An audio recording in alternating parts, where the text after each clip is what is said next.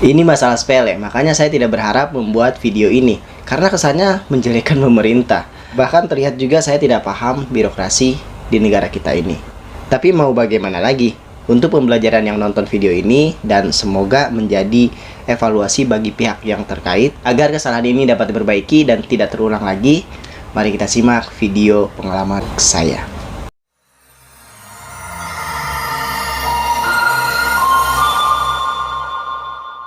Sebagai warga yang baik, kita wajib mengikuti himbauan pemerintah untuk memutus rantai COVID ini. Selain 5M, kita juga wajib mensukseskan vaksinasi. Oleh karena itu, di pertengahan Juni saya unduh aplikasi Jaki, kemudian daftar untuk tanggal 5 Juli di Rumah Sakit Umum Daerah tempat domisili saya tinggal. Tanggal 5 Juli siang, saya ke RSUD tersebut untuk vaksinasi. Sesampainya di sana, saya scan barcode untuk pendaftaran. Di situ saya isi data, kemudian upload KTP, dan menunggu. Tidak lama kemudian dipanggil sama petugasnya dan masuk ke tempat untuk cek kesehatan. Di sana saya diukur lingkar pinggang, kemudian saturasi, tensi darah, ya begitu. Kemudian ditanya-tanya juga dan menunggu lagi.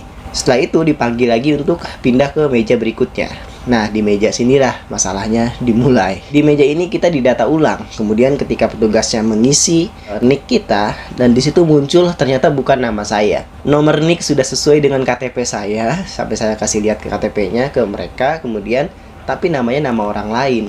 Dan ini sangat aneh sekali sih. Petugasnya mengatakan kemungkinan ini NIK-nya ganda. Jadi saya disarankan untuk ke Dukcapil terlebih dahulu untuk mengurusnya di Dukcapil.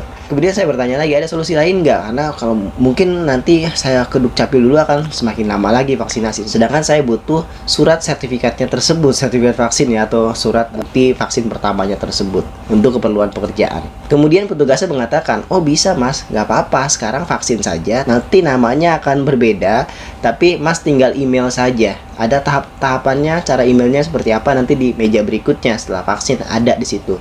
Silakan mas foto saja bagaimana cara langkah-langkah untuk mengubah data melalui email ke Peduli Lindungi. Karena saya diyakinkan oleh petugasnya tersebut dan saya juga berpikir kalau ke Dukcapil dulu mungkin akan repot ya, akan lama lagi.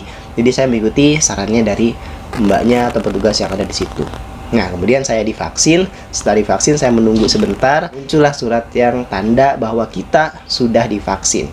Surat tersebut atas nama orang lain, padahal nicknya nick saya di situ. Kemudian saya foto pengumuman bagaimana cara mengubah datanya, dan sorenya tanpa berlama-lama saya langsung email ke vaksin@pedulilindungi.id. Saya email, tidak ada balasan, sama sekali nggak ada balasan. Mungkin penuh atau gimana, saya nggak ngerti. Kemudian saya komplain di Pemprov DKI, di Twitternya ya. Nggak lama kemudian langsung direspon. Padahal saya komplainnya tengah malam. Ini luar biasa, saya apresiasi ya admin dari Pemprov DKI ini, sangat tanggap sekali. Setelah itu saya diminta DM ke mereka, data-data yang dibutuhkan, saya sudah DM. Kemudian besok paginya saya di WhatsApp sama pihak puskesmas. Pihak puskesmas WhatsApp, kemudian saya jelaskan keluhan saya seperti apa, bahwa sertifikat vaksinnya itu atas nama orang lain, padahal nicknya nick saya, seperti itu. Kemudian mereka menyarankan saya untuk menunggu balasan email dari Peduli Lindungi atau telepon ke 119. Saya nggak berlama-lama, langsung telepon. Berkali-kali saya telepon, nggak diangkat. Berkali-kali saya telepon, nggak diangkat terus. Luar biasa, nomor tersebut sibuk terus. Selang 1 minggu, saya email kembali ke Peduli Lindungi dan nggak ada balasan. Saya email lagi ke Peduli Lindungi Kominfo, sama juga tidak ada balasan juga. Setelah itu saya coba ke kelurahan untuk melihat apakah nick saya ganda atau tidak. Dicek di sana ternyata nggak ganda, dan pihak mereka malah memberikan kontak nomor telepon WhatsApp Capil ya, Dukcapil, ada 3 nomor di situ. Saya dikasih tahu untuk coba WhatsApp ke mereka begitu. Setelah itu saya coba DM di IG-nya Peduli Lindungi, nggak dibales. Kemudian saya juga komentar di Twitternya Peduli Lindungi, juga nggak digubris. Kemudian saya DM juga, tetap nggak dibales juga ya, luar biasa. Saya telepon lagi 119 ya, extensionnya 9. Saya terus telepon, nggak ada balasan terus, nggak ada respon, sibuk terus. Sampai akhirnya saya coba ke Dukcapil. Di Dukcapil, kemudian WhatsAppan sama orang Dukcapil juga, dicek dan katanya sudah diupdate ya. Kemudian bahkan mereka malah menjalankan untuk ke BPJS gitu. Dan itu seperti di pingpong gitu ya jadinya ya, kalau seperti itu. Jadi kita udah kemana-mana saling lempar-lemparan. Dan pihak rumah sakit Kemudian pihak puskesmas juga bilang tidak bisa mengubah data juga, yaitu wewenangnya dari Peduli Lindungi. Jadi harus menunggu jawaban dari Peduli Lindungi. Sedangkan di email nggak balas, di telepon juga sulit. Dan ini sangat-sangat luar biasa. Sedangkan kita sangat membutuhkan yang namanya vaksin sertifikat tersebut ya, atas nama kita. Karena di kerjaan saya kalau kemana-mana harus menggunakan sertifikat tersebut. Dan sampai sekarang pun saya terus telepon ke 119, tetap nggak ada balasan. Ini sudah mentok, saya udah bingung mau ngapain lagi. Saya buat video ini, semoga menjadi pembelajaran buat teman-teman yang menonton ya. Kemudian semoga institusi besar pemerintah ini, yang saya tahu anggarannya udah pasti sangat besar juga, segera memperbaiki sistem yang seperti ini gitu. Mungkin negara lain sudah menggunakan IoT dan lain sebagainya ya, kita masih seperti ini. Ya akhirnya eKTP pun menjadi ya elektronik KTP aja gitu, bahkan masih di fotokopi, kan aneh juga gitu.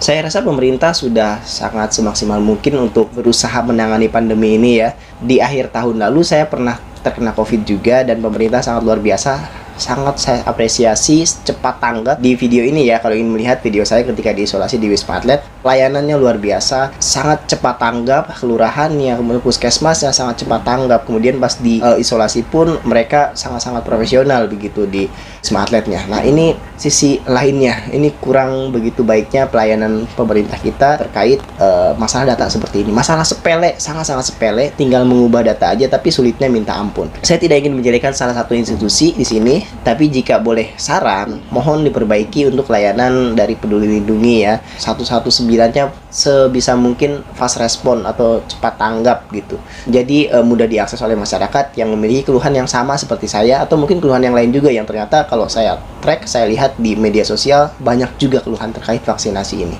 Oke, karena udah kelamaan, semoga video ini bermanfaat bagi yang menonton dan ada perbaikan dari pemerintah kita, dan semoga ada solusi, semoga ini bisa diselesaikan secepatnya. Nanti saya akan update ya bagaimana kelanjutan dari masalah ini.